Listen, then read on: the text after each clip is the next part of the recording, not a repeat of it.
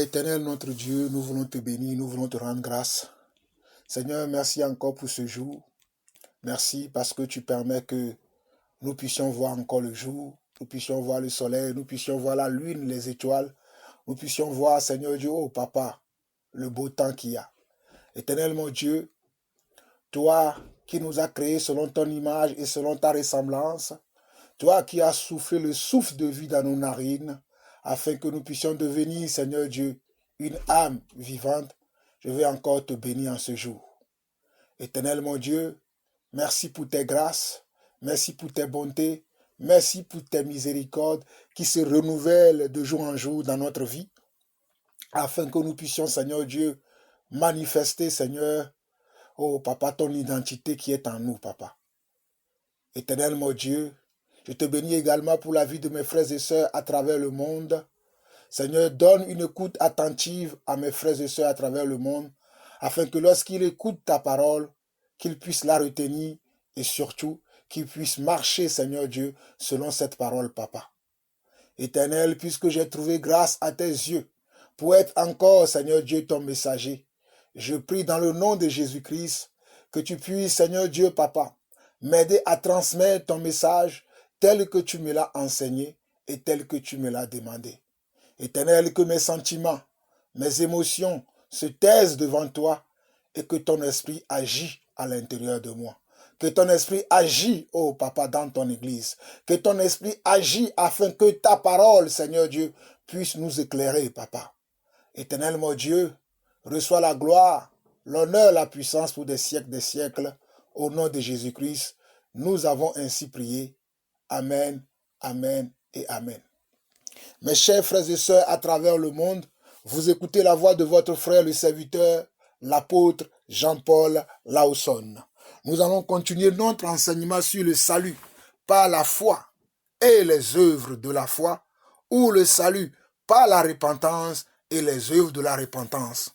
Nous nous sommes arrêtés la dernière fois sur le Romains chapitre 5 et 6, et puis nous avons également étudié 1 Timothée chapitre 4.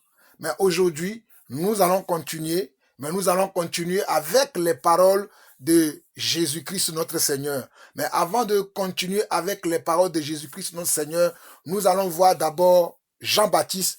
Qu'est-ce que Jean-Baptiste a dit sur la repentance? Qu'est-ce que Jean-Baptiste a dit sur le salut? Qu'est-ce que nous devons faire concernant le salut? Jean-Baptiste aussi en a parlé. Nous allons voir d'abord Jean-Baptiste et ensuite nous allons voir les paroles que Jésus lui-même nous a enseignées. Donc nous allons dans Luc chapitre 3.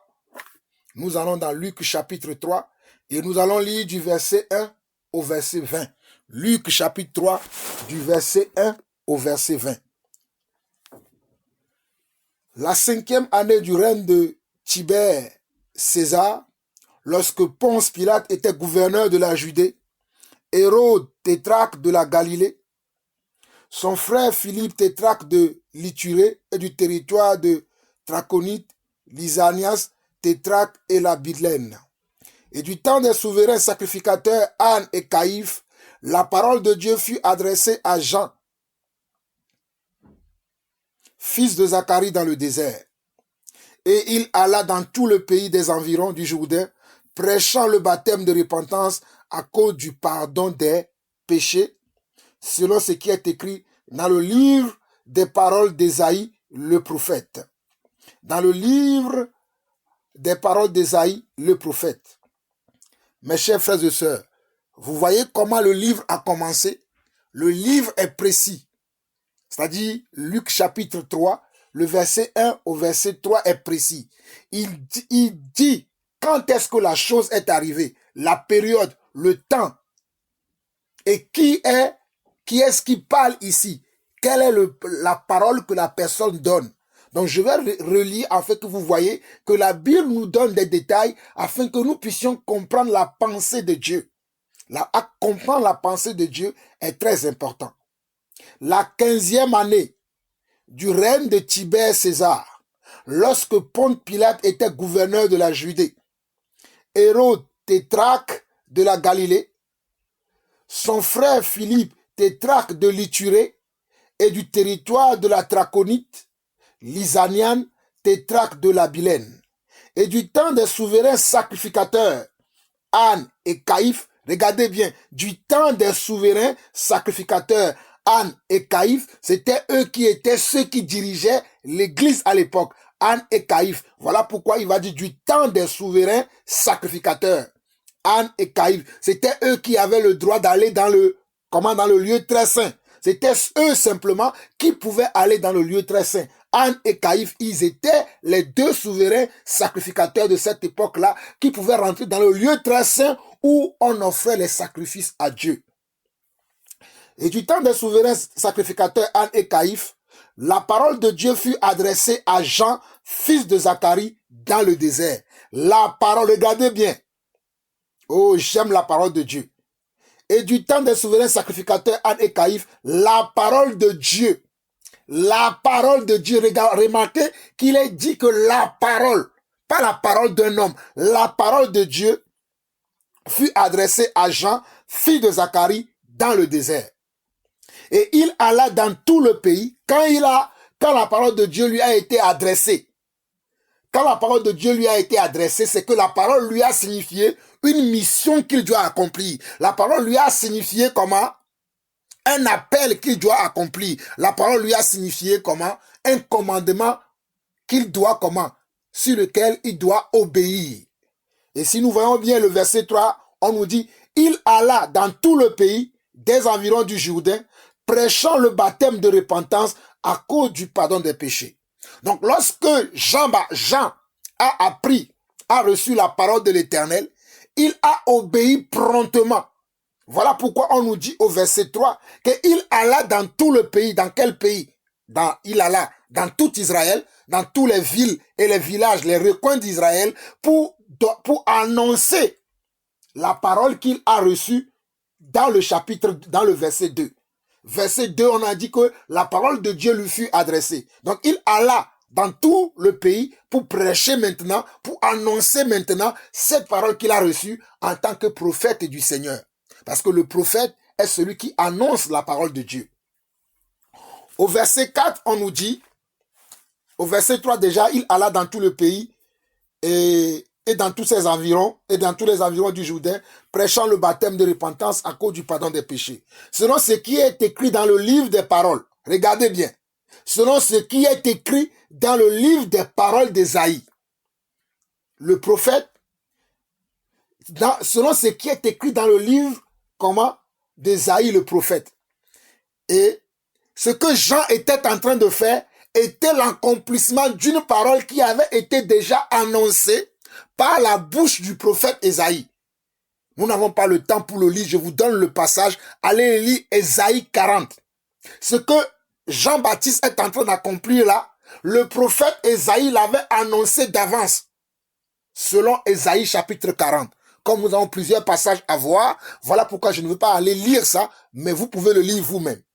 Ok, nous continuons.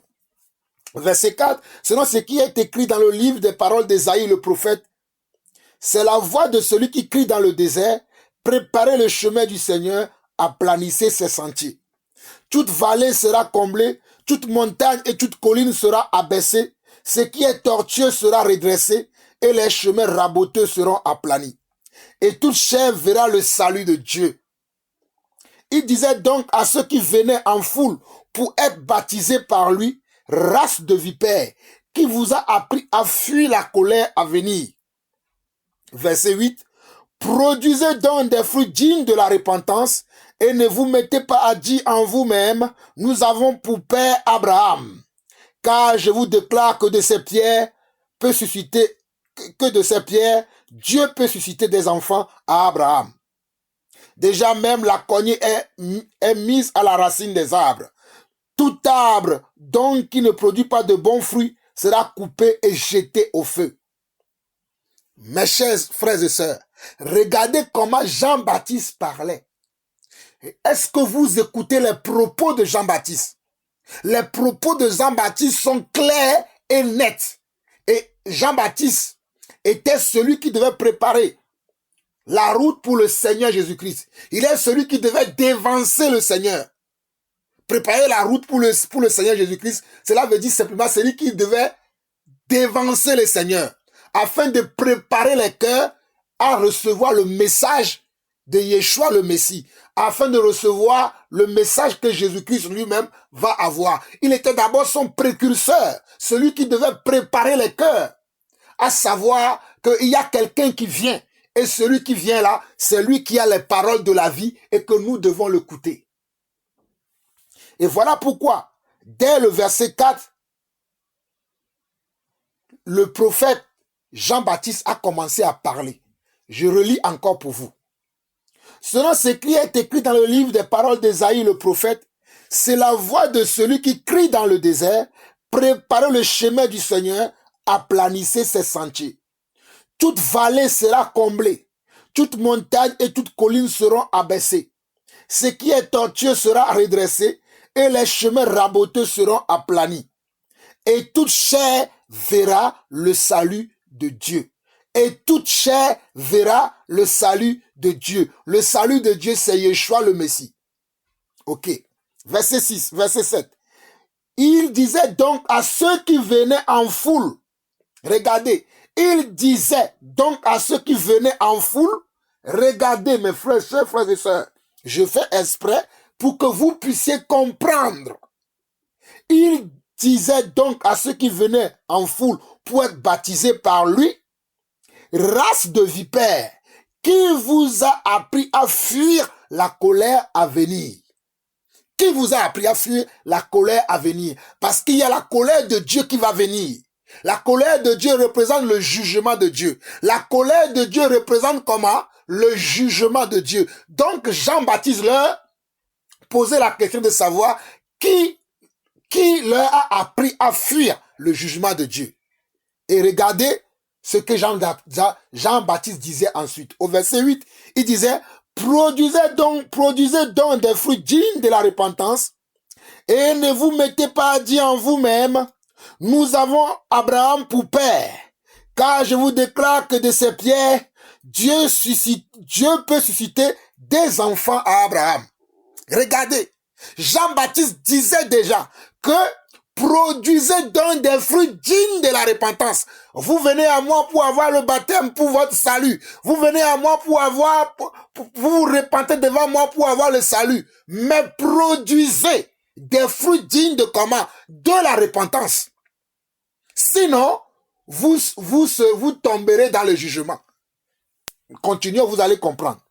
Déjà, même la cognée est mise à la racine des arbres, verset 9. Tout arbre donc qui ne produit pas de bons fruits sera coupé et jeté au feu.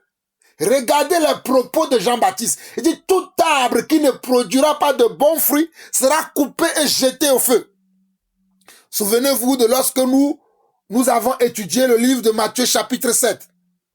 Regardez, c'est la même chose que Jean-Baptiste dit ici. Il dit tout arbre qui ne produira pas de bons fruits sera coupé et jeté au feu. Il parle de nous, il nous considère comme des arbres. Il parle de nous les hommes. Si nous les hommes, nous ne produisons pas de bons fruits, c'est-à-dire des fruits dignes de notre repentance, nous serons coupés et jetés au feu.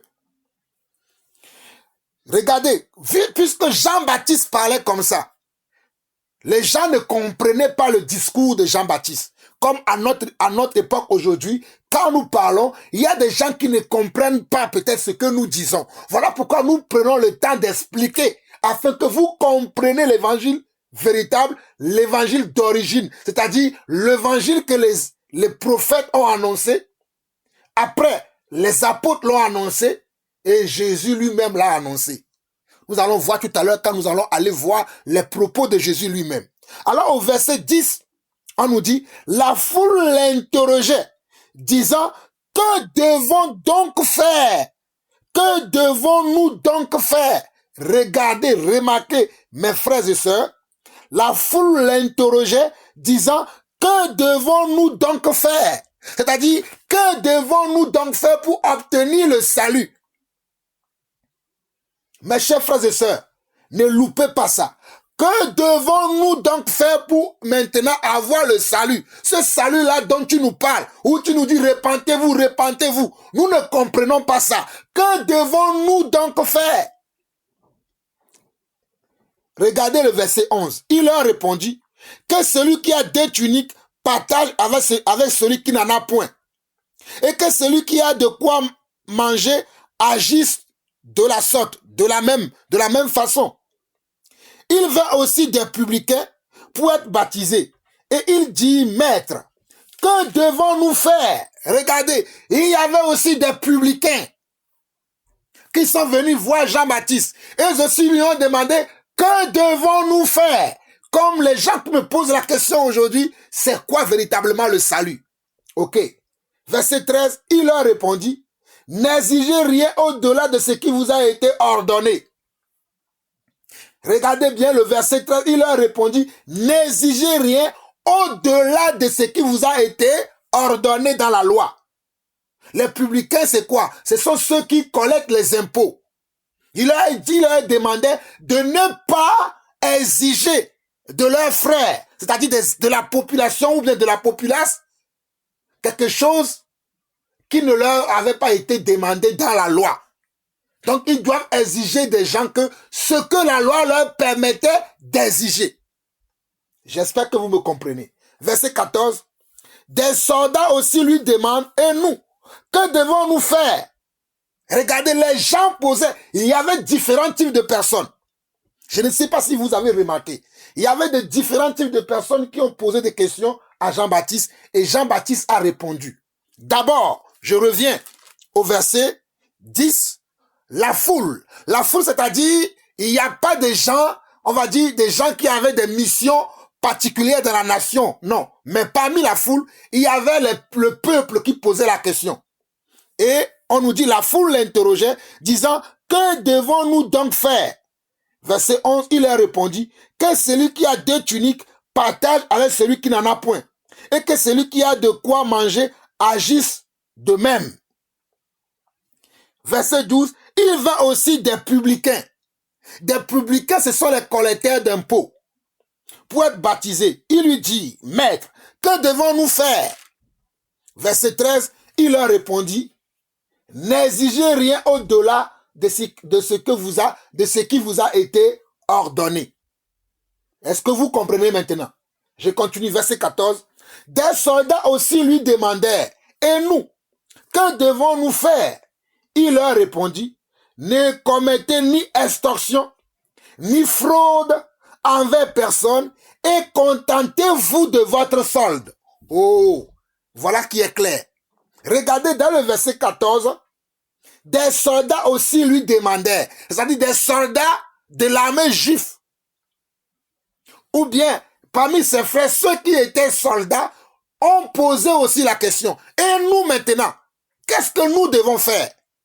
Il leur répondit, ne commettez ni extorsion, ni fraude envers personne, et contentez-vous de votre solde. Verset 15, comme le peuple était dans l'attente et que tous se demandaient en eux-mêmes si Jean n'était pas le Christ, il leur dit à tous, comme la manière dont Jean parlait, les gens pensaient que Jean était lui-même le Christ qui devait venir, était celui qui devait pardonner les péchés, était celui qui sera l'homme par qui nous recevons le pardon des péchés. Jean a voulu les éclairer. Il leur dit au verset 16, il leur dit à tous, moi je vous baptise d'eau, mais il vient celui qui est plus puissant que moi, et je ne suis pas digne de délier la courroie de ses souliers. Lui, il vous baptisera du Saint-Esprit et de feu. Il a dit, vous croyez que je suis le Christ, mais je ne suis pas le Christ. Celui qui vient après moi, c'est lui qui est le Christ, et lui, il vous baptisera du Saint-Esprit et du feu. Il a à son vent à la main, il nettoie son air et il amassera le blé dans son grenier, mais il brûlera. Oh, regardez bien. Je lis le verset 17. Il a son vent à la main, il nettoiera son air et il amassera le blé dans son grenier, mais il brûlera la paille dans un feu qui ne s'éteint point.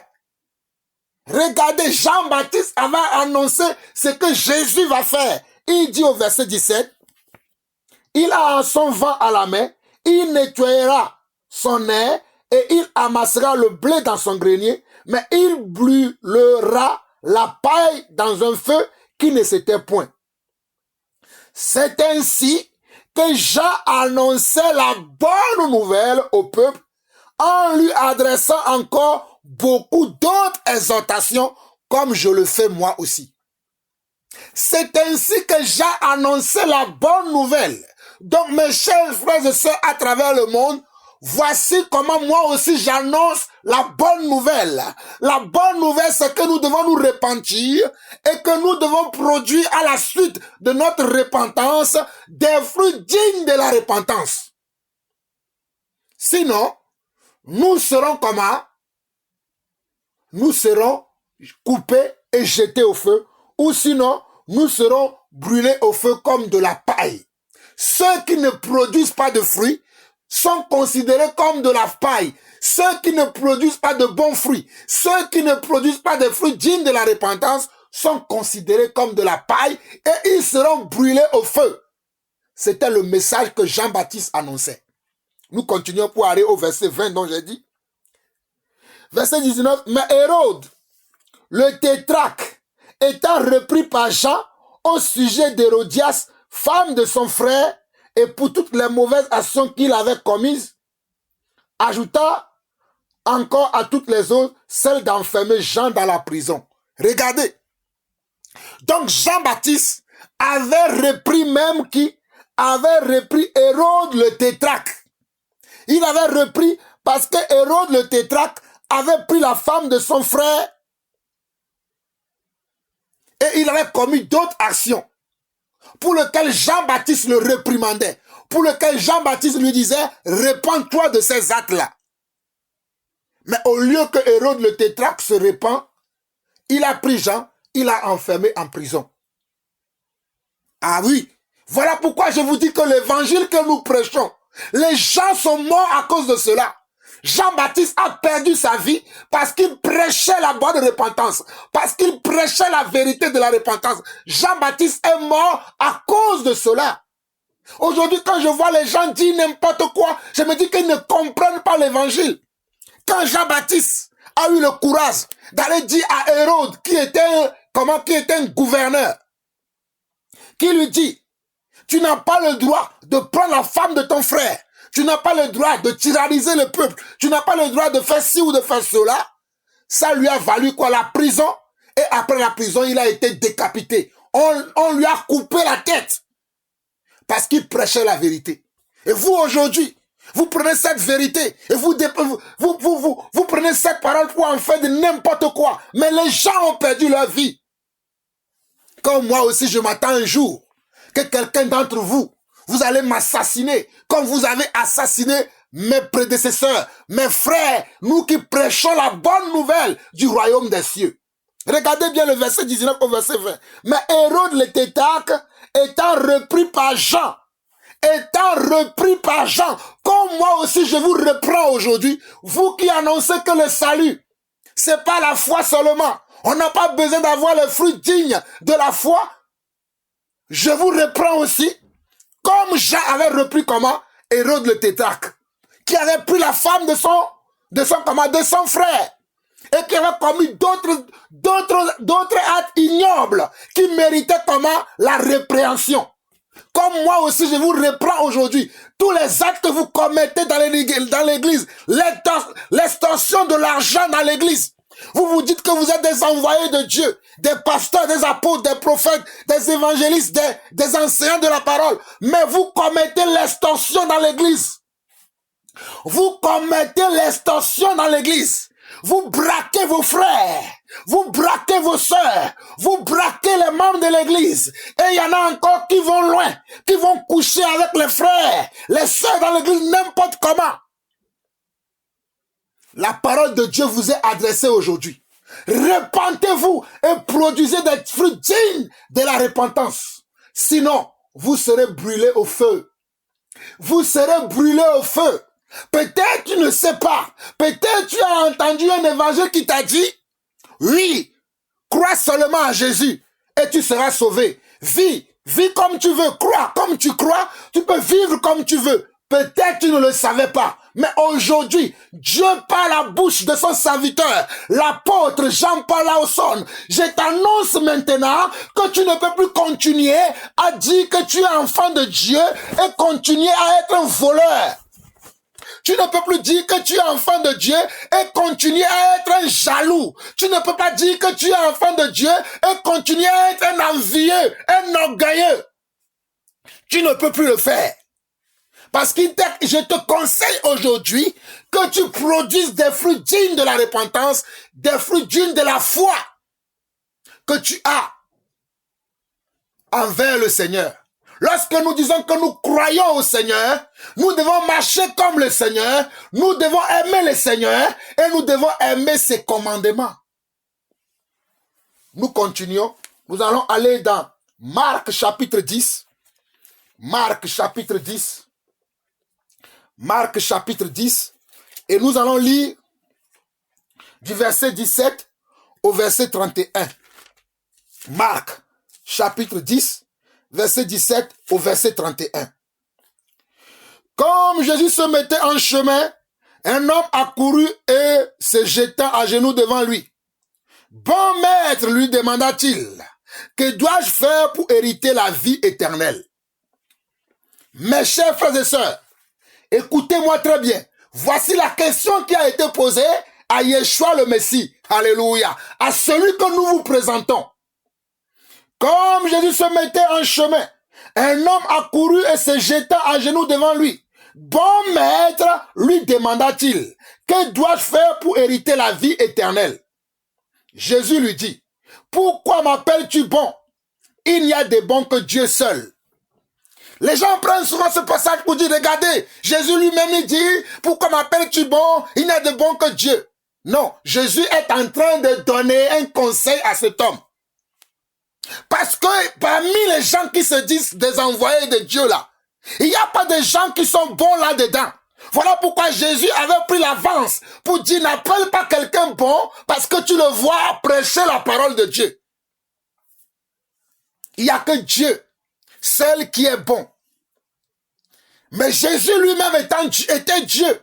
Si vous ne savez pas, Jésus lui-même était Dieu. Et Pierre dira dans le livre de 1 Pierre, que l'homme dans la bouche duquel il ne s'est jamais trouvé comment de fraude. Donc, la personne qui avait appelé Jésus bon maître, il l'avait appelé à juste titre parce que Jésus était bon. Mais je ne vais pas trop m'attarder sur ça. J'avance. Verset 19.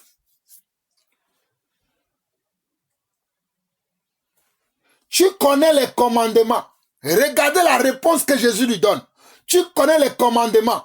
Tu ne commettras point d'adultère, tu ne tueras point, tu ne déroberas point, tu ne diras point de faux témoignages, tu ne feras tort à personne, honore ton père et ta mère. Et regardez, la question qui a été posée au Seigneur, c'est que dois-je faire pour hériter la vie éternelle? Mes frères, je répète la question. Que dois-je faire pour que je puisse hériter la vie éternelle? Voici comment Jésus répond. Vous qui me dites aujourd'hui que non, il faut simplement avoir la foi. Voici comment Jésus répond. Tu connais les commandements. Donc si tu veux avoir le salut, pratique les commandements. C'est ce que Jésus est en train de dire à ce monsieur. Il dit, tu connais les commandements. Donc si tu veux avoir la vie, pratique les commandements. Il dit, tu ne commettras point d'adultère. Tu ne tueras point. Tu ne déroberas point, tu ne diras point de faux témoignages, tu ne feras tort à personne, honore ton père et ta mère. Verset 20, il lui répondit, Maître, j'ai observé toutes ces choses dès ma jeunesse. Jésus l'ayant regardé, l'aima et lui dit, regardez, Jésus l'ayant regardé, l'aima. Jésus l'a regardé, il a dit, ah, c'est vrai que tu as fait ces choses. C'est bien. Oh, alléluia. Eh, mes chers frères et sœurs, écoutez la parole de l'Éternel, vous allez recevoir beaucoup de révélations. Jésus l'a regardé, Jésus l'aima, parce que cet homme disait la vérité. Cet homme pratiquait la loi. mécaniquement. Cet homme pratiquait les commandements mécaniquement et il le pratiquait depuis son jeune âge. Jésus lui-même l'a aimé pour ça. Mais néanmoins, il lui manquait encore quelque chose qu'il n'avait pas encore saisi. Et il lui manquait quelque chose. Et c'est ce quelque chose-là qui lui manquait que Jésus va lui donner. Écoutez-moi très bien. Je dis que cet homme, malgré son observation de la loi, il lui manquait encore quelque chose. Mais Jésus va le lui démontrer, Jésus va le lui montrer. Il continue. Verset 21, Jésus l'ayant regardé les mains et lui dit, il te manque une chose. Va, vends tout ce que tu as, donne-le aux pauvres et tu auras un trésor dans le ciel, puis viens et suis-moi. Regardez ce que Jésus lui dit, hein. Mais au verset 22. Mais affligé de cette parole, cet homme s'en ira tout triste, car il avait de grands biens. Regardez, verset 22. Mais affligé de cette parole, de quelle parole? De la parole où Jésus lui a dit, c'est bien, la loi, ou les commandements, tu en as respecté la majorité, c'est bien. Mais il y a un commandement que tu as oublié. Il y a une chose que tu as oublié, c'est que tu as beaucoup de biens que tu n'arrives pas à partager avec les gens. Et tu as beaucoup de biens que tu n'arrives pas à partager avec tes frères. Va partager ça et tu auras comment, et tu seras comment prêt pour aller au ciel. Voici la réponse du Seigneur. Verset 23. Verset 22, mais affligé de cette parole, cet homme s'en ira tout triste, car il avait beaucoup de grands biens.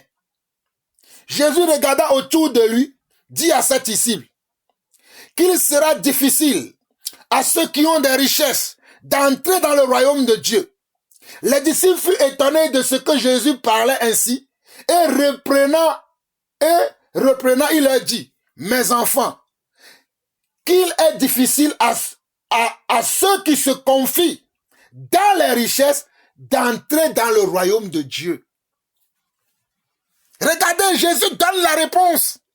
Parce que lorsque Jésus a dit, a donné cette recommandation à cet homme, les disciples furent outragés. Ils ont dit, oh Seigneur, si telle en est la condition, il serait difficile que quelqu'un soit sauvé.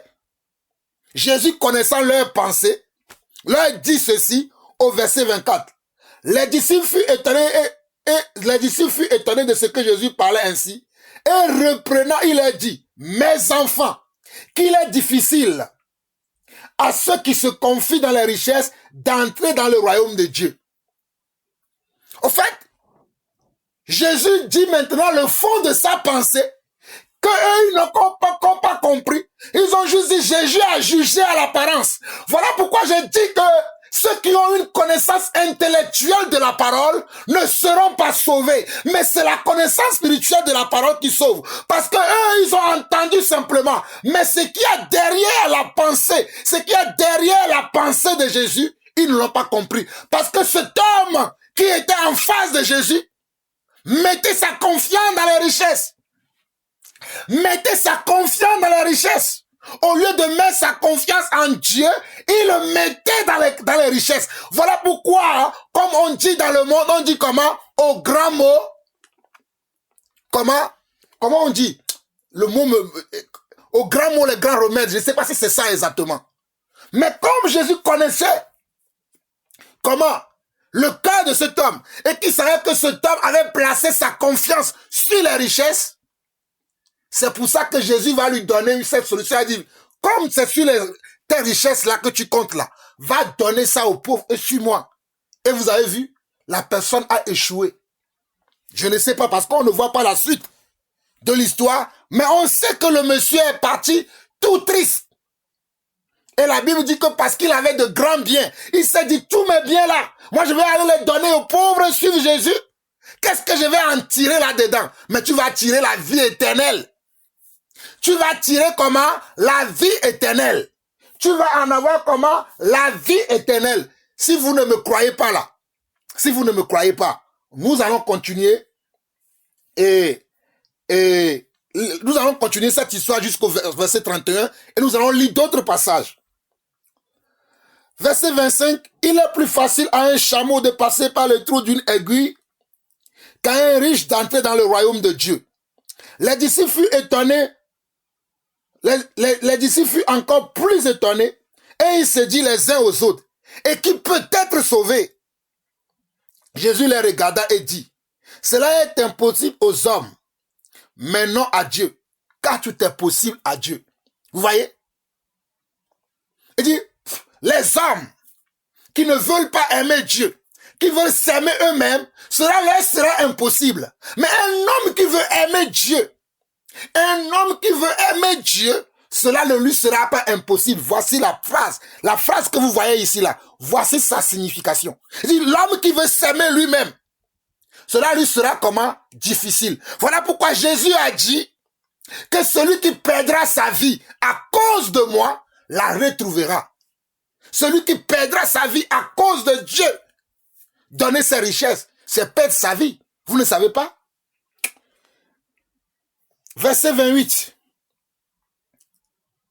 Pierre se mit à lui dire, voici nous avons tout quitté et nous t'avons suivi. Regardez, Pierre même qui posait les disciples qui posaient la question, parmi eux là, eux-mêmes ils ont tout quitté. Ils ont quitté comment leur travail, ils ont quitté leur famille, ils ont quitté leurs amis, ils ont quitté tout ce qu'ils avaient avant comme objectif, ils les ont quittés. Leur objectif maintenant, c'est de s'asseoir et de manger les paroles de Jésus. C'est de s'asseoir et d'écouter les paroles de Jésus. Voilà pourquoi Pierre lui dit au verset 28, Pierre se mit à lui dire, voici nous avons tout quitté et nous t'avons suivi. Jésus répondit, je vous le dis en vérité, il n'est personne qui ayant quitté à cause de moi. Parce qu'il y a des gens qui quittent des choses non mais pas à cause de Jésus. Jésus précise, si tu quittes ta femme parce que tu veux en épouser une autre, ce n'est pas à cause de Jésus. C'est parce que tu as comment une envie dans ton cœur. Ce n'est pas à cause de Jésus.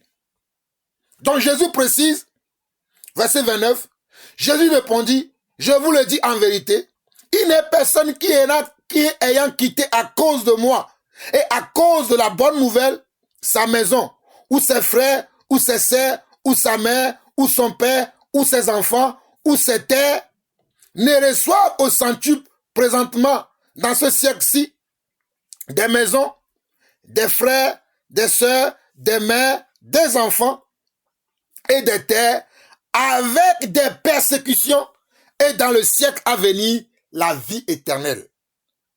Plusieurs des premiers seront les derniers et plusieurs des derniers seront les premiers. Remarquez vous-même la réponse que Jésus donne à Pierre. Pierre dit que si à cause de ta foi, Pierre a posé la question, il a dit, Seigneur, regarde, moi j'ai quitté la pêche. Je ne suis plus pêcheur de poissons. J'ai quitté ma famille. J'ai quitté mes amis. J'ai quitté tout ce que j'avais avant pour maintenant m'asseoir avec toi tous les jours. Qu'est-ce que je vais en bénéficier dans ce que je fais là? Qu'est-ce que moi je vais gagner après, Seigneur? Puisque tu as dit à cet homme-là d'aller donner tout ce qu'il a aux pauvres et de te suivre. Mais s'il fait ça, qu'est-ce qu'il va gagner? En d'autres mots, c'est la question que Pierre est en train de poser au Seigneur.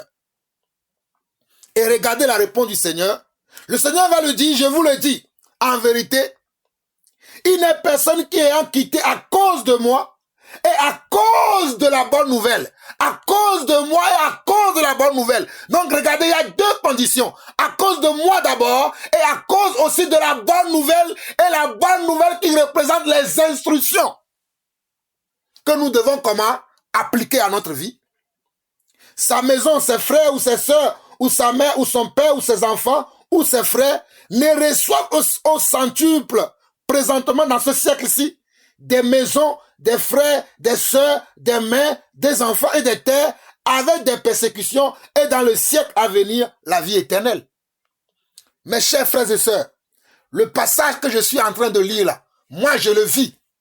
Peut-être je ne sais pas pour vous, mais Dieu m'a donné des frères dans le Seigneur Dieu m'a donné des sœurs dans le Seigneur. Dieu m'a donné des maisons dans le Seigneur. Si je quitte la France aujourd'hui, je vais en Belgique. J'ai des frères et sœurs là-bas qui peuvent et qui me reçoivent.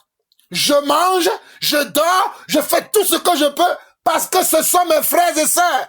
Si je quitte la France, je vais à Lomé au Togo, mon pays d'origine. J'ai des frères et sœurs là-bas. Partout où j'irai dans le monde, si je contacte des frères et je leur dis que voici, moi votre frère Jean-Paul Hanson, j'arrive, c'est à bras ouverts que je suis reçu. Pourtant, j'ai des familles qui m'ont rejeté. J'ai les gens de ma famille qui m'ont rejeté.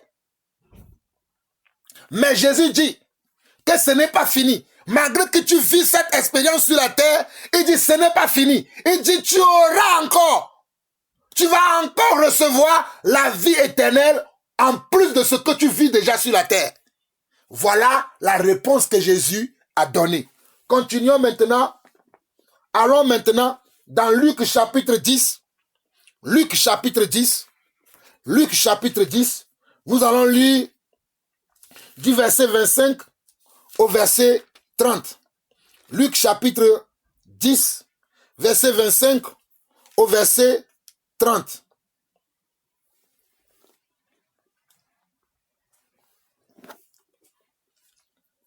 Un docteur de la loi se leva et dit à Jésus pour le prouver, « Maître, que dois-je faire pour hériter la vie éternelle ?»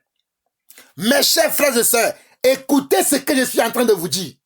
Il y a encore un docteur de la loi.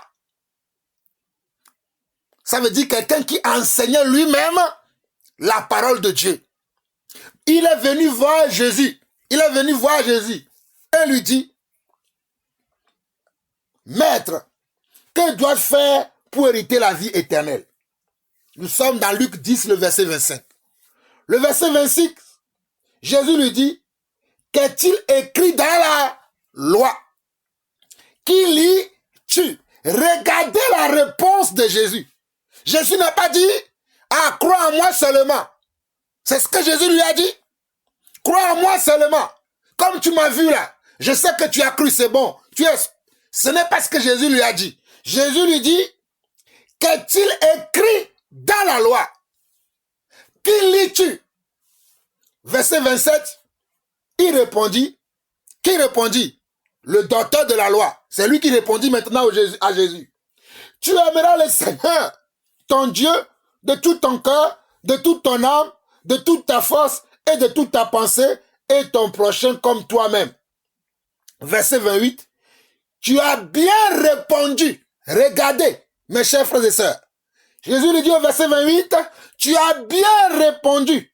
Lui dit Jésus, fais cela et tu vivras. Ça veut dire que la personne qui a posé la question, Jésus sait qu'il ne pratiquait pas. Voilà pourquoi lorsqu'il a posé la question, Jésus va lui dire que qu'est-ce que tu lis dans la loi? Qui lis-tu? Que disent la loi? Que disent les commandements? Lui-même, il va répondre et dire, il répondit, tu aimeras le Seigneur ton Dieu de tout ton cœur. Nous sommes au verset 27 de Luc chapitre 10. De toute ton âme, de toute ta force et de toute ta pensée, et ton prochain comme toi-même. Jésus va lui répondre au verset 28. Tu as bien répondu, lui dit Jésus. Fais cela et tu vivras. C'est-à-dire fais cela et tu auras la vie éternelle. Mais lui voulant se justifier, dit à Jésus, et qui est mon prochain? Vous voyez? Lui, voulant se justifier encore, voulant se dire, bon, peut-être ce n'est pas ça. Jésus, tu as dit ça, mais je ne suis pas d'accord avec ça. Qui est maintenant mon prochain? Il voulait savoir qui est son prochain. Malgré que c'est une question pour éprouver Jésus qu'il a posé, Jésus, avec la patience encore, avec l'amour, avec comment la miséricorde, lui répond encore. Regardez. Verset 30. Jésus lui dit, Jésus reprit la parole et dit, un homme descendit de Jérusalem à Jéricho. Il tomba au milieu des brigands qui le dépouillaient, le chargèrent de coups et s'en allèrent, le laissant à demi-mort. Un sacrificateur qui fortuitement descendait par le même chemin, ayant vu cet homme, passa outre. Un sacrificateur, c'est-à-dire quelqu'un qui servait le Seigneur dans le temple, est passé par le même chemin, a vu la personne par terre, mais il a dépassé. Verset 32. Un lévite qui arriva aussi dans ce lieu, l'ayant vu, passa outre. Les lévites et les sacrificateurs ont la même fonction dans le temple. Ils travaillent dans le temple. Mais le lévite aussi a eu le même comportement que le sacrificateur. Verset 33. Mais un Samaritain qui voyageait, étant venu là, fut ému de compassion lorsqu'il le vit. Il s'approcha et banda ses plaies, en y versant de l'huile et du vin, puis il le mit sur sa propre monture, le conduisit à une hôtellerie et prit soin de lui. Le lendemain, il tira 2 deniers, les donna à l'autre et dit, aie soin de lui, et ce que tu dépenseras de plus, je te le rendrai à mon retour. Verset 36. Lequel de ces 3 te semble avoir été le prochain de celui qui était tombé au milieu des brigands? Il pose la question à la personne qui lui a posé la question. Après avoir raconté cette histoire, après avoir raconté cette parabole, Jésus lui demande au verset 37, au verset 36, lequel de ces trois personnes, c'est-à-dire le sacrificateur, le lévite et le samaritain. Je répète encore, c'est-à-dire le sacrificateur, comme on l'a vu au verset 31 qui dit, un sacrificateur qui fortuitement descendait par le même chemin, ayant vu cet homme, passa outre. Le lévite, verset 32, un lévite qui arriva aussi dans ce lieu, l'ayant vu, passa outre. Et maintenant, le samaritain, le verset 33, qui dit, mais un samaritain qui voyageait étant venu là, fut ému de compassion lorsqu'il le vit. Maintenant, au verset 36, il pose la question à ce docteur de la loi. Il dit, lequel de ces 3 te semble avoir été le prochain de celui qui était tombé au milieu des brigands? Verset 37, c'est celui qui a exercé la miséricorde envers lui, répondit le docteur de la loi. Et Jésus lui dit, va, et toi, fais de même. Parce que Jésus savait que les docteurs de la loi ne faisaient pas de miséricorde aux gens. Parce que Jésus savait que les docteurs de la loi ne faisaient pas de miséricorde aux gens. Et voilà pourquoi Jésus va dire à ce docteur de la loi qui a posé la question. Parce que Jésus connaissait son cœur. Parce que Jésus est quelqu'un qui peut connaître ton passé, ton présent et ton avenir. Je dis bien, Jésus est quelqu'un qui peut lire ton passé, ton présent et ton avenir. Donc Jésus va lui dire, va et fais de même et tu auras comment? La vie sauve. Va et fais de même et tu auras comment? La vie sauve. Alors vous comprenez par là que non, la foi a besoin d'avoir des œuvres. Lorsque je dis que j'ai la foi, je ne peux pas dire que j'ai la foi et laisser tomber les commandements de Dieu et laisser tomber les paroles de Dieu. Je ne peux pas dire cela. Je ne peux pas dire ça. Je dois appliquer la parole. C'est en appliquant la parole, c'est en obéissant à la parole que le Seigneur va voir que j'ai la foi. C'est mon obéissance à la parole que le Seigneur verra et le Seigneur saura que j'ai la foi. Je dis bien, c'est mon obéissance à la parole que dans mon obéissance à la parole, le Seigneur verra ma foi par là. Mais si je dis simplement dans la bouche, j'ai la foi, ou bien j'ai simplement certaines pratiques religieuses sans pour autant connaître le vrai sens, le bon sens de ces vérités ou bien de ces pratiques que j'ai dans ma vie, Dieu me dira aussi, ouvrier d'iniquité.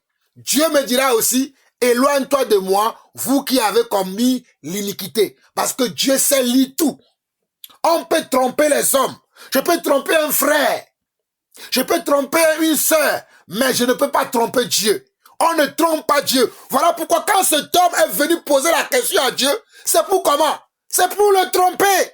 C'est pour le prouver. D'ailleurs, au verset 25, on nous dit, un docteur de la loi se leva et dit à Jésus, pour le prouver, Maître, que dois-je faire pour hériter la vie éternelle? Pensez-vous que quelqu'un peut éprouver Dieu? Le diable a tenté, il a échoué. Le diable a essayé, il a échoué. Et ce n'est pas ce docteur de la loi, ou bien nous qui allons essayer et nous allons gagner. On ne peut pas tromper Jésus. Ne trompons pas, nous nous trompons nous-mêmes, mais ce n'est pas le Seigneur que nous trompons, parce que le Seigneur veille sur sa parole pour l'accomplir. Voilà pourquoi Jésus a dit, je ne suis pas venu pour abolir la loi, mais je suis venu pour les accomplir. C'est-à-dire, je suis venu pour vous les expliquer, afin que vous compreniez. Je suis venu pour les entamer, parce que la loi et les prophètes ont parlé de moi. Les commandements parlent de moi. Voilà pourquoi je viens maintenant pour manifester cela, pour vous montrer comment vous devez les appliquer à votre vie. Prenons maintenant Luc chapitre 12. Puisque vous êtes lents à comprendre les Écritures, prenons Luc chapitre 12. Lisons du verset 13 et jusqu'au verset 21. Quelqu'un dit à Jésus du milieu de la foule, Maître, dis à mon frère de partager avec moi notre héritage. Regardez, hein?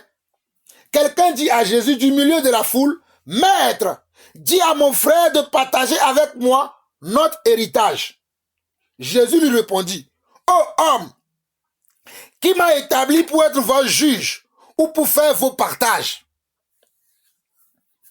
Regardez, Jésus lui répondit, ô homme, qui m'a établi pour être votre juge ou pour faire vos partages?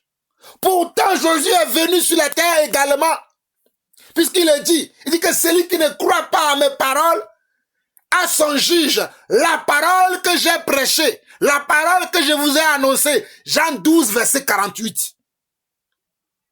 Mais pourquoi Jésus a répondu sévèrement à ce monsieur comme ça? Jésus le savait pourquoi. Nous allons le voir dans la suite. Verset 15, il dit, puis il leur dit, gardez-vous avec soin de toute avarice, car la vie d'un homme ne dépend pas de tous ses biens. Serait-il dans l'abondance? Parce que Jésus voyait que cet homme veut rentrer dans l'avarice. Il a déjà ce qu'il lui faut. Ce qu'il lui faut pour vivre, ce qu'il lui faut pour s'occuper de sa famille, il a déjà. Mais s'il y a son frère qui ne veut pas lui donner sa part par rapport à l'héritage qu'ils ont en commun, il pouvait s'en passer de cela. Voilà pourquoi Jésus n'a pas voulu répondre. Voilà pourquoi Jésus n'a pas voulu dire au frère, donne, non. Parce que Jésus a vu dans le cœur de ce monsieur qu'il était dans l'avarice. Qu'il avait déjà tout ce qui lui suffisait. Parce que, regardez bien ce que Jésus dit ensuite. Au verset 15, Jésus dit, puis il dit, gardez-vous avec soin de toute avarice. Regardez, gardez-vous avec soin de toute avarice. Il est bien vrai que l'héritage que tu réclames est à toi. Il est bien vrai que ton frère, qui a pris tout l'héritage pour lui, devait te donner ta part. Mais monsieur, mais mon frère, tu as assez suffisamment beaucoup de choses pour pouvoir vivre ta vie et prendre soin de ta famille. Si ton frère ne veut pas te donner la part de l'héritage, laisse-le. Il mourra pour ça. Mais toi, ne cherche pas à vouloir te venger, parce que c'est à moi, Dieu, à qui appartient la vengeance. Laisse-le avec son héritage, car c'est à moi qu'appartient la vengeance. C'est ce que Jésus voulait dire à cet homme, si vous n'avez pas compris. Voilà pourquoi il continue en disant au verset 15 jusqu'au verset 21 où nous allons arrêter. Puis il a dit, gardez-vous avec soin de toute avarice, car la vie d'un homme ne dépend pas de ses biens. Serait-il dans l'abondance? Car il dit quoi? La vie d'un homme ne dépend pas de ses biens. Serait-il dans l'abondance? Et il a dit cette parabole. Jésus aime enseigner par des paraboles. Jésus aime enseigner par des petites histoires. Et Jésus leur raconta cette nouvelle petite histoire en leur disant ceci. Verset 16. Les terres d'un homme riche avaient beaucoup rapporté. Les terres d'un homme comment? L'homme riche était déjà riche. Mais ces terres ont encore rapporté encore de nouvelles richesses. Alléluia. Oh, les terres d'un homme riche avaient beaucoup rapporté. On n'a pas dit les terres d'un homme pauvre. On a dit les terres d'un homme riche. Ça veut dire que cet homme avait déjà beaucoup amassé déjà. Il avait déjà beaucoup de choses. Mais ces terres ont produit encore. Au verset 17, on nous dit, et il raisonna en lui-même, disant, que ferai-je? Car je n'ai pas assez de place pour rentrer ma récolte. Voici, dit-il, ce que je ferai. J'abattrai mes greniers, j'en bâtirai de plus grands, j'y amasserai toute ma récolte et tous mes biens. Et je dirai à mon âme, regardez cet homme. Et je dirai à mon âme, tu as beaucoup de biens en réserve pour plusieurs années. Repose-toi, mange, bois et réjouis-toi. Regardez. Mange, bois et réjouis-toi. Verset 20. Mais Dieu lui dit, insensé, cette nuit même, ton âme te sera redemandée. Et ce que tu as préparé, pour qui sera-ce? Pour qui sera-ce? Ce que tu as préparé, pour qui sera-ce? Ce que tu as préparé, ce que tu as pris beaucoup de temps, ce que tu as pris beaucoup d'années, ce que tu as pris beaucoup d'années à amasser, à amasser, à amasser, à amasser. Il y a des gens, ils travaillent, ils ne se fatiguent jamais. Tu les vois de lundi à dimanche, ils sont dans le travail. Tu les vois de lundi à dimanche, ils ne se reposent même pas.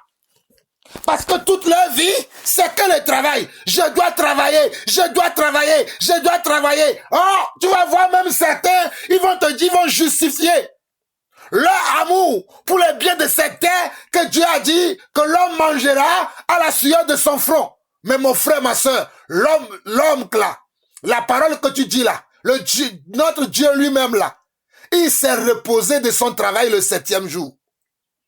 Dieu s'est reposé de son travail. Dieu s'est reposé de ses travaux. Alors toi aussi, apprends à te reposer. Apprends à te reposer et arrête de courir, d'aller dans tous les sens.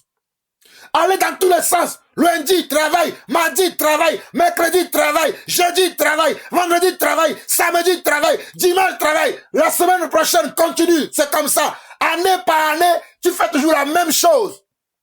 Parce que c'est quoi? Parce que ton cœur est dans l'avarice. Tu veux gagner trop d'argent. Tu prends l'argent comme ton Dieu. L'argent ne peut pas être ton Dieu.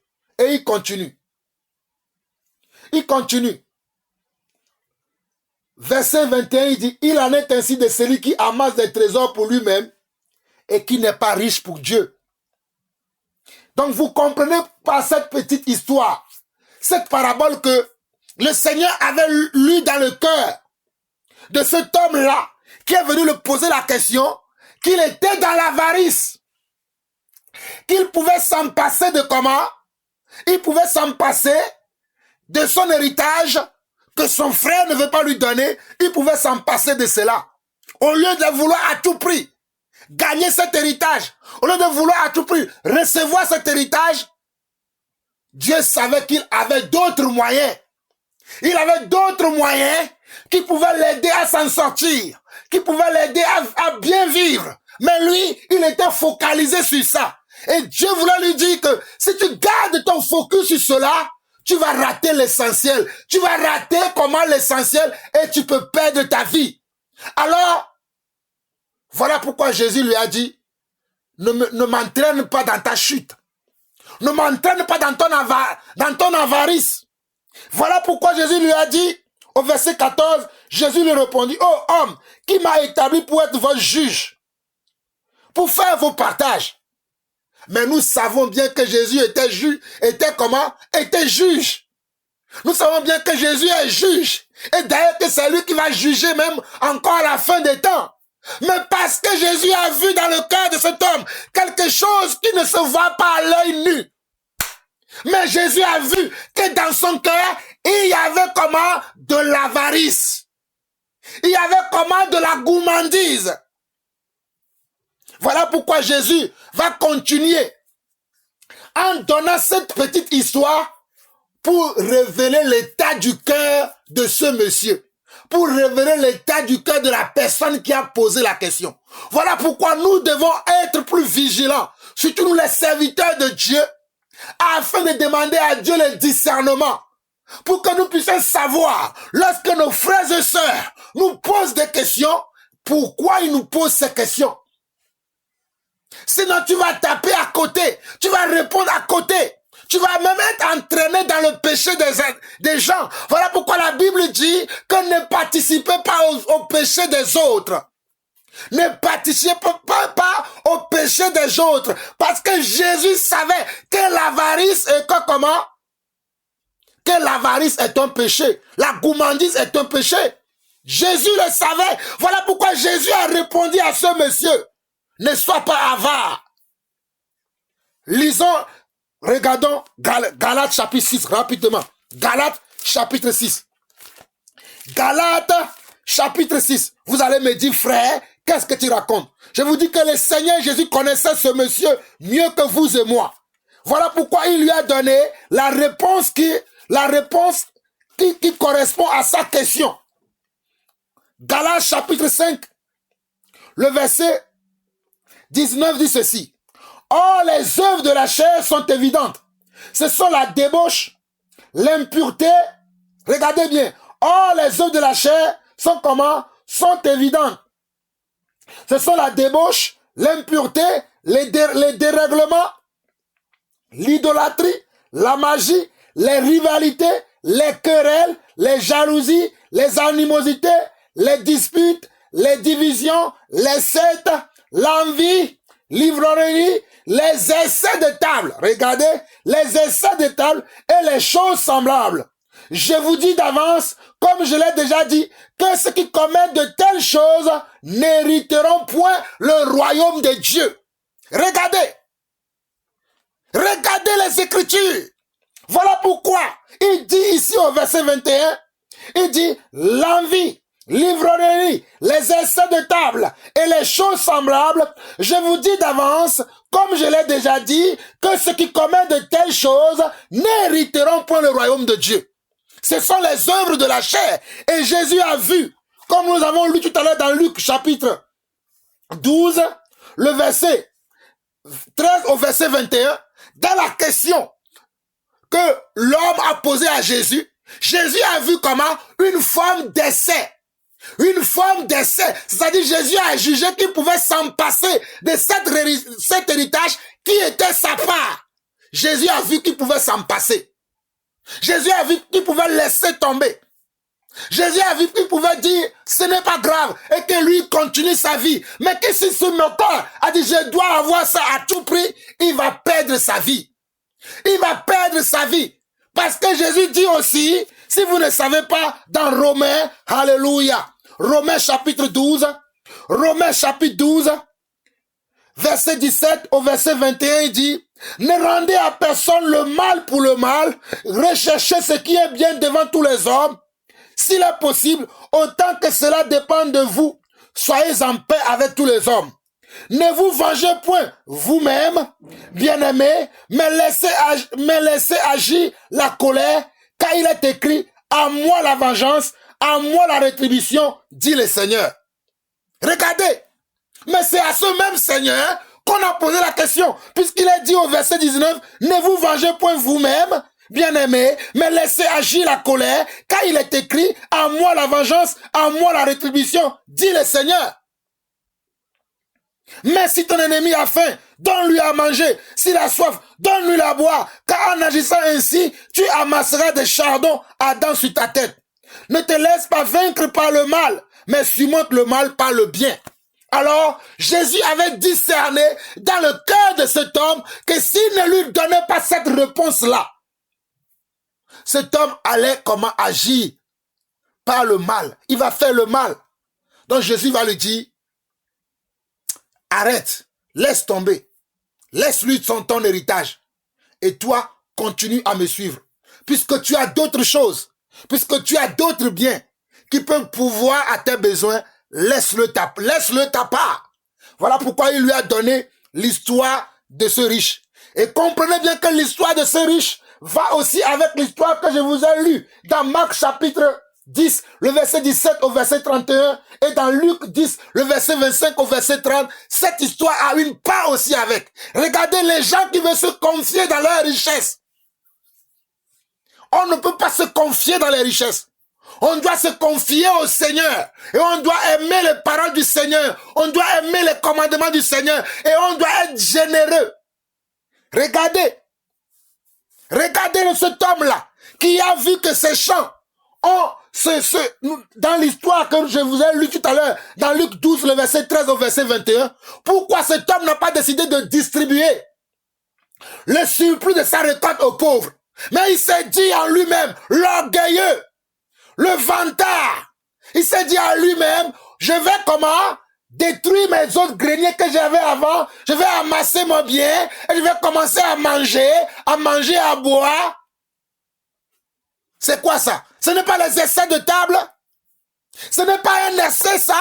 Au lieu de distribuer le surplus aux autres, ce que tu gagnes en plus, ce que tu as en plus, tu dois le donner aux autres.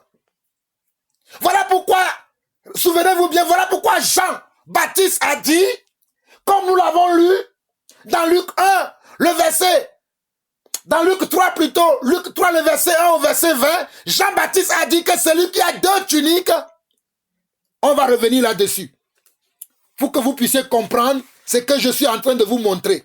Ce sont les révélations que je vous donne concernant le salut. Luc 3, le verset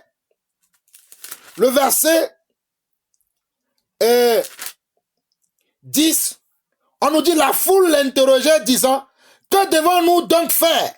Il leur répondit que celui qui a 2 tuniques partage avec celui qui n'en a point et que celui qui a de quoi manger agisse de même. Regardez, et celui qui a de quoi manger agisse comment? De même. Regardez ce riche. Selon l'histoire que je vous ai lue dans Luc 12, verset 13 au verset 31, si cet homme avait décidé de partager ses biens, c'est bien que ses terres ont rapporté de plus. S'il avait décidé de partager, est-ce que Dieu va l'appeler un insensé? Non. Dieu ne l'appellera pas un insensé. Regardez encore le verset 12 de Luc chapitre 3. Il vint aussi des publicains pour être baptisés et il lui dit, Maître, que devons-nous faire? Il leur répondit, n'exigez rien au-delà de ce qui vous a été ordonné. Regardez, il dit, n'exigez rien au-delà de ce qui vous a été ordonné. Verset 14, il dit, des soldats aussi lui demandaient, et nous, que devons-nous faire? Il lui répondit, ne commettez ni extorsion, ni fraude envers personne, et contentez-vous de votre solde. Alors, toutes les histoires que je viens de vous lire là, sont des histoires qui se comprennent. Parce que le Seigneur ne voudrait pas que nous puissions aller au-delà de ce que nous pouvons faire, au-delà de ce que nous pouvons accepter. Voilà pourquoi il dit à cet homme-là, qui est venu lui demander, selon Luc 12, verset 13 au verset 21, Seigneur, dis à mon frère de me donner ma part parce que je sais que c'est toi qui vas juger. Mais Jésus n'a pas obéi comment? Jésus n'a pas obéi à sa pensée. Parce que Jésus a vu que dans son cœur, il était un avarice. Jésus a vu que dans son cœur, il aimait les essais de table. Jésus a vu que dans son cœur, il va confier comment? Il va mettre sa confiance dans ses biens. Alors Jésus, pour lui éviter cela, il va dire, qui m'a établi juge? Ce n'est pas que Jésus n'est pas juge. Il est vraiment le juge. Mais c'est parce que Jésus a refusé de tomber dans le piège, de tomber dans son péché, de reproduire la même chose que Jésus a refusé. Allons maintenant dans Matthieu, chapitre 20. Matthieu, chapitre 20. Rapidement, Matthieu, chapitre 20. Nous allons lire du verset 1 au verset 15. Matthieu, chapitre 20, verset 1 au verset 15. Et nous allons arrêter dans ce passage de Matthieu aujourd'hui. Nous allons nous arrêter là. Nous continuerons la prochaine fois sur d'autres passages qui vont nous éclairer, d'autres passages du Seigneur. Mais nous allons nous arrêter aujourd'hui dans ce passage-là de Matthieu, chapitre 20, le verset 1 au verset 15. Car le royaume des cieux est semblable à un maître de maison qui est sorti dès le matin afin de louer des ouvriers pour sa vigne. Il convint avec eux d'un denier par jour et il les envoya à sa vigne. Écoutez bien mes frères, le verset 2 il dit, il convint avec eux d'un denier par jour et il les envoya à sa vigne. Il sortit vers la 3e heure et il en vit d'autres qui étaient sur la place sans rien faire. Il leur dit, allez aussi à ma vigne et je vous donnerai ce qui serait raisonnable. Et je vous donnerai ce qui serait raisonnable. Et ils y allèrent. Il sortit de nouveau vers la 6e heure et vers la 9e et il fit de même. Étant sorti vers la 11e heure, il en trouva d'autres qui étaient sur la place et il leur dit, pourquoi vous tenez-vous ici toute la journée sans rien faire? Il lui répondit, c'est que personne ne nous a loués. Allez aussi à ma vigne, leur dit-il. Quand le soir fut venu, le maître de la vigne dit à son intendant, appelle les ouvriers et paie-leur le salaire en allant des derniers aux premiers. Regardez bien le verset 8.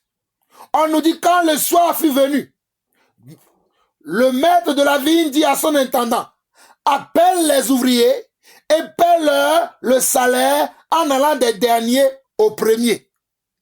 Souvenez-vous que le premier verset de Matthieu chapitre 20 dit, car le royaume des cieux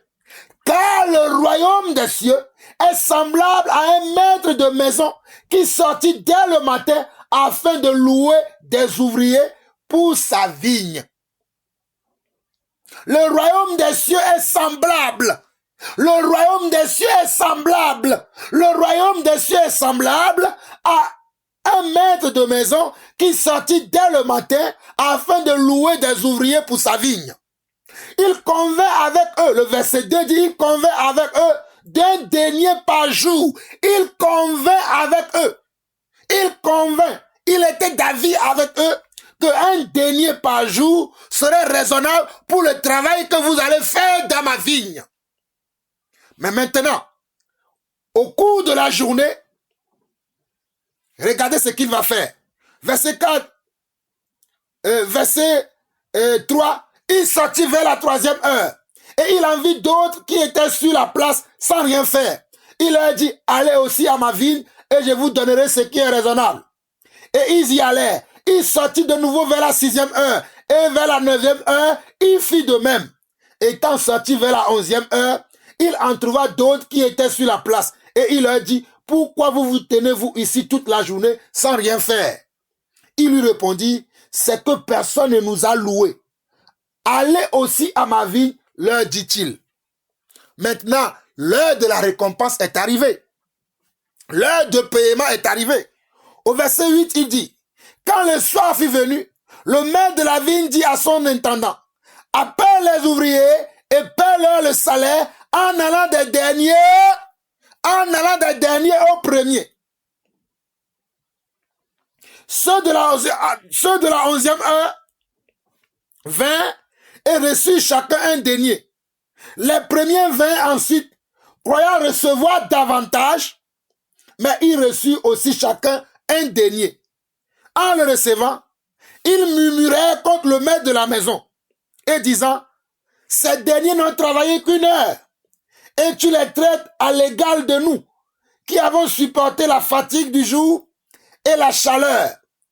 Il répondit à l'un d'eux, mon ami, je ne t'ai fait pas tort. Je ne t'ai fait pas tort. N'as-tu pas convenu avec moi d'un denier? Prends ce qui te revient et va-t'en. Je veux donner à ce dernier autant qu'à toi. Je veux donner à ce dernier autant qu'à toi. Ne m'est-il pas permis de faire de mon bien ce que je veux? Ou vois-tu d'un mauvais œil que je sois bon? Ainsi les derniers seront les premiers et les premiers seront les derniers. Ainsi les derniers seront les premiers et les premiers seront derniers. Qu'est-ce que le Seigneur veut nous révéler par cette histoire? Du royaume des cieux. Le Seigneur veut nous révéler par cette histoire que peu importe ceux qui sont appelés dès le matin, peu importe ceux qui ont commencé le travail avant nous, nous aurons tous la même récompense, la vie éternelle. Nous aurons tous la même récompense, la vie éternelle. Il n'y a pas deux vies éternelles. Il n'y a pas trois vies éternelles. Il n'y a pas plusieurs vies éternelles. Mais Dieu a appelé les uns le matin. Il a appelé d'autres à midi. Il a appelé d'autres le soir. Mais d'ailleurs d'autres, il les a appelés la nuit. Mais parmi nous tous là, nous aurons tous la même récompense, la vie éternelle. Ce pourquoi Dieu nous a appelés, c'est la vie éternelle. Voilà pourquoi il est dit que la moisson est grande, mais il y a peu d'ouvriers. Mais comme Dieu nous a appelés, il nous a dit que nous aurons quoi? La vie éternelle. Souvenez-vous de ce que nous avons lu dans Marc 10, le verset 17 au verset 31, où Pierre avait répondu à Jésus, où Pierre avait posé plutôt la question à Jésus en demandant, Seigneur, nous avons quitté comment? Notre travail, nos familles, nos amis, pour te suivre. Qu'est-ce que nous allons gagner? Jésus lui a dit que dans le siècle présent, tu vas gagner d'autres frères, d'autres sœurs, d'autres familles, mais en finalité, tu auras aussi la vie éternelle. C'est la même histoire qui est ici dans Matthieu chapitre 20. Il y a certaines personnes qui ont été appelées avant nous, les gens comme Abraham, les gens comme Isaac, Jacob, les gens comme Joseph, les gens comme les prophètes, les gens comme Jérémie, Ésaïe, pour ne citer que cela. Les gens comme les apôtres eux-mêmes. Mais nous tous, nous aurons le même salaire.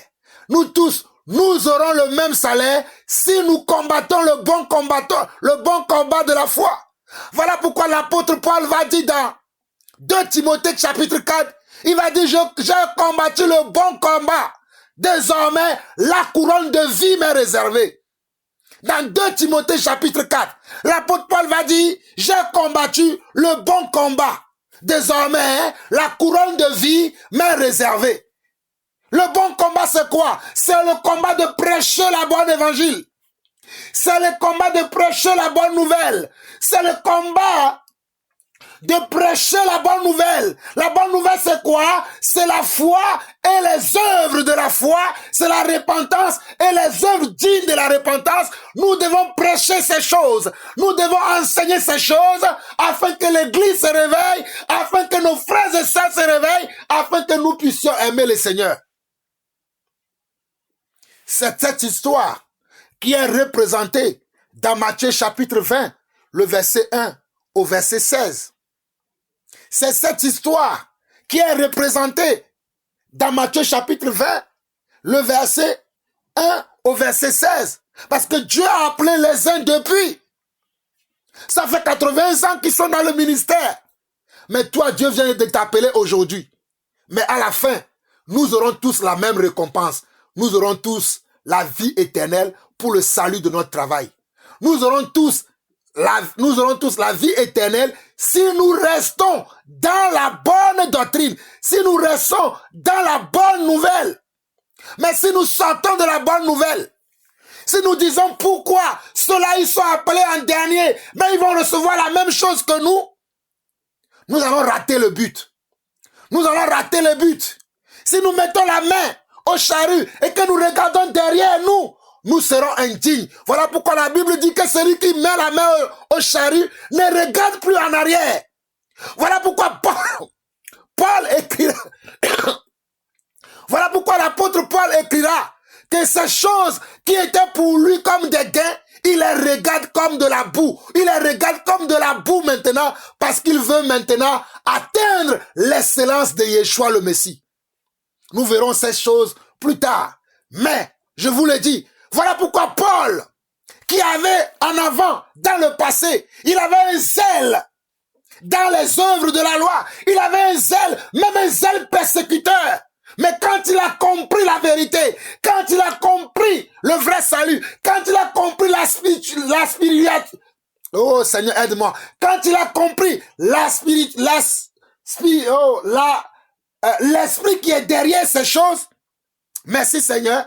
Quand il a compris l'esprit qui est derrière la loi, l'esprit qui est derrière les commandements, sa vie n'était plus celle qu'il était avant.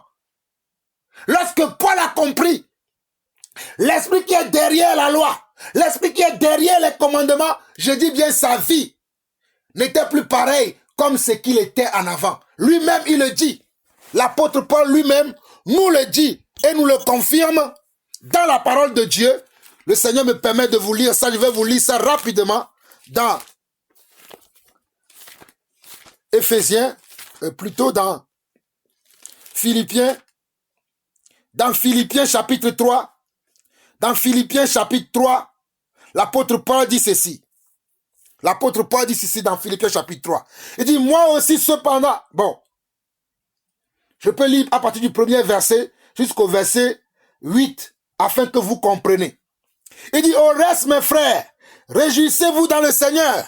Je ne vous lasse point de vous écrire les mêmes choses, et pour vous, cela est salutaire. Regardez bien, hein? Il dit, et pour vous, cela est salutaire, parce que nous parlons du salut. L'apôtre Paul dit que je ne me lasse pas de vous écrire les mêmes choses, car je sais que pour vous, cela est salutaire. Mais il parle de quoi? Il dit, prenez garde aux chiens, prenez garde aux mauvais ouvriers. Regardez, prenez garde aux chiens, prenez garde aux mauvais ouvriers. Je répète encore, le verset 2 de Philippiens chapitre 3, l'apôtre Paul dit, prenez garde aux chiens, prenez garde aux mauvais ouvriers, prenez garde aux faux circoncis. Prenez garde aux faux circoncis. Car les circoncis, c'est nous qui rendons à Dieu notre culte par l'Esprit de Dieu. Car les circoncis, c'est nous qui rendons notre culte à Dieu par l'Esprit de Dieu, qui nous glorifions en Jésus et qui ne mettons point notre confiance en la chair. Moi aussi, cependant, j'aurais sujet de mettre ma confiance à la chair. Si quelqu'un croit pouvoir se confier à la chair, je le puis bien davantage. Moi, circoncis le 8e jour, de la race d'Israël, de la tribu de Benjamin, hébreu né d'hébreu, quant à la loi pharisienne. Quant aux zèles, persécuteurs de l'Église, irréprochables à l'égard de la justice de la loi. Verset 7. Mais ces choses qui étaient pour moi des gains, je les ai regardées comme une perte à cause de Christ. Et même je regarde toutes choses comme une perte à cause de l'excellence de la connaissance de Jésus-Christ mon Seigneur, pour lequel j'ai renoncé à tout. Je les regarde comme de la boue afin de gagner Christ et d'être trouvé en lui. Non avec ma justice, celle qui vient de la loi, mais avec celle qui s'obtient par la foi en Christ, la justice qui vient de Dieu par la foi. Ainsi, je connaîtrai Christ et la puissance de sa résurrection et la communion de ses souffrances en devenant conforme à lui dans sa mort pour parvenir, si je puis, à la résurrection d'entre les morts. Ce n'est pas que j'ai déjà remporté le prix. Regardez le verset 12 de Philippiens 3. Il dit, ce n'est pas que j'ai déjà remporté le prix ou que j'ai déjà atteint la perfection. Regardez, ou que j'ai déjà atteint la perfection. Mais je cours pour tâcher de les saisir, puisque moi aussi j'ai été saisi par Jésus-Christ. Frère, je ne pense pas l'avoir saisi, mais je fais une chose, oubliant ce qui est en arrière et me portant vers ce qui est en avant. Je cours vers le but pour remporter le prix de la vocation céleste de Dieu en Christ. Pour remporter le prix de la vocation céleste de Dieu en Jésus-Christ. Alors, mes frères et sœurs, nous vous avertissons à fuir ceux qui sont des chiens. Nous vous avertissons à fuir ceux qui sont des mauvais ouvriers, qui tordent le sens des Écritures, qui vous disent que si nous croyons, si nous avons la foi, nous n'avons pas besoin d'avoir les fruits de la foi, nous n'avons pas besoin d'avoir les œuvres de la foi. Si nous avons la repentance, nous n'avons pas besoin d'avoir les œuvres dignes de la repentance. Nous vous recommandons de fuir ces genres d'enseignement et de fuir ces genres de prédication. La foi voudrait dire que ce que je crois, je puisse le manifester par des actions concrètes dans ma vie. La repentance voudrait dire qu'il y a un changement incontrôlable, insoupçonnable dans ma vie. Je le répète encore, la foi voudrait dire qu'il y a un changement radical, insoupçonnable dans ma vie et que les gens qui sont autour de moi puissent voir que j'ai réellement changé et que je crois réellement au Seigneur, notre Dieu, celui que je professe, celui devant qui je fléchis les genoux, que les hommes le voient, que les hommes sachent que je crois réellement en lui. Éternel mon Dieu, voici nous sommes arrivés à la fin de la 6e partie de notre enseignement sur le salut par la foi et les œuvres de la foi. Le salut par la repentance et les œuvres dignes de la repentance. Éternel mon Dieu, je prie pour mes frères à travers le monde entier, que chacun d'entre eux qui écoute cette parole, qui avait un doute concernant la foi, qui avait un doute concernant la repentance, je prie maintenant que tu les éclaires. Je prie maintenant, Seigneur Dieu, que tu les éclaires, afin, Seigneur Dieu, qu'il n'ait pas une foi erronée, afin qu'il n'ait pas une repentance erronée, mais qu'ils comprennent que la vraie foi exige de moi des actions concrètes, des actions palpables, des actions imminentes, qu'ils comprennent que la repentance exige de moi un changement, que la repentance exige de moi un changement de comportement, un changement de mentalité, un changement de façon de faire, un changement de sentiment, un changement d'émotion, un changement de pensée, et que la repentance ou que la foi exige de moi que je marche selon ta parole et selon tes commandements. C'est au nom de Jésus-Christ que nous avons ainsi prié. Amen, amen et amen. Shalom à tous. Merci. Nous n'avons pas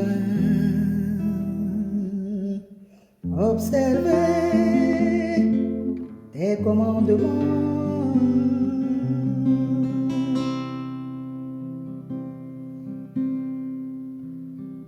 Nous n'avons pas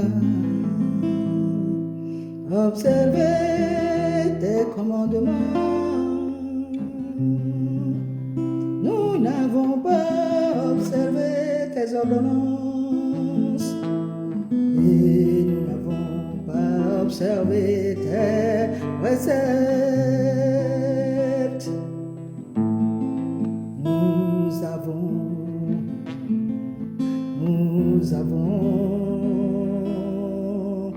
été rebelles.